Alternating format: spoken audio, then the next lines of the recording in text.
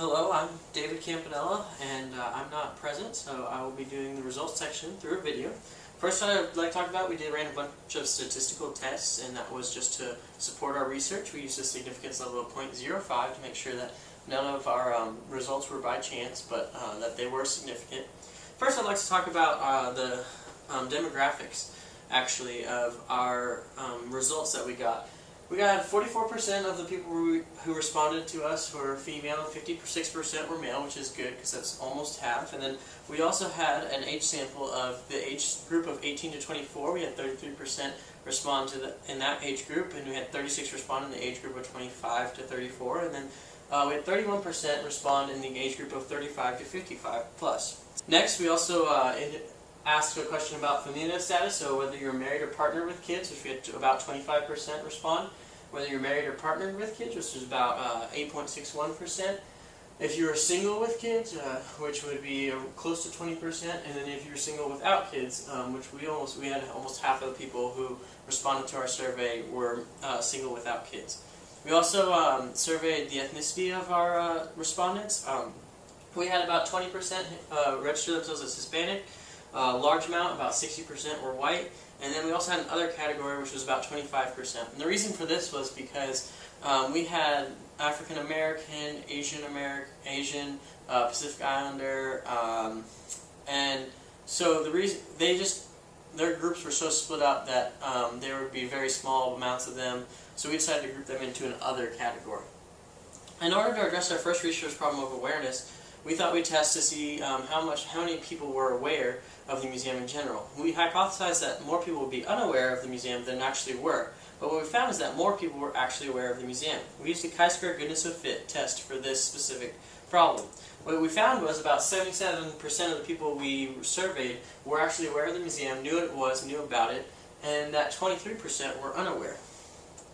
Next, we wanted to test whether people were equally aware of the exhibits that the Grace Museum offered in the actual museum. We used decoys. We used two decoys of companion animals and an aviation exhibit, which the Grace Museum doesn't offer, just to see if people actually knew what they were talking about. We found that there was a significant difference between the exhibits, but not the exhibits that were decoys. As you can see from this graph, the bars in blue represent the exhibits that the Grace Museum actually has, which there was no significant difference between those four, the art, photography, children's, and history museums, respectively. We also have the aviation and companion exhibits, which are just fake decoys, and as you can see, they're the red ones, they're much lower, and there was a significant difference between those exhibits and the Grace Museum's exhibits that they actually had. Next, we hypothesized that there would be a difference between demographic data and the awareness of the museum in its specific areas. We found that there was actually not a significant difference between the demographic data and the awareness of the museum.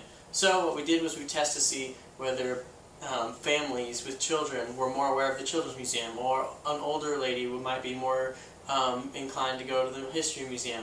What we found was across all those variables, race, gender, age, none of those had played any factor in the awareness of the museum. We used a chi-square test for independence to find this result. We also wanted to determine reasons why people were not members. We tested 7 variables of location, free time, desire to go to the museum, hours of operation, the benefits of being a member, alternatives to going to the museum, and the cost of a membership. We found that there was a difference between these 7 variables of why people didn't want to be a member. We used a repeated measures analysis of variance to find this answer. As you can see from this graph, the bars in red represent the amount of free time and the benefits of being a member. Those were our 2 highest significant levels of reasons why people were not members. We also found that there was an overall desire to go to the museum that people was in second, so people just didn't have the desire to go to the museum.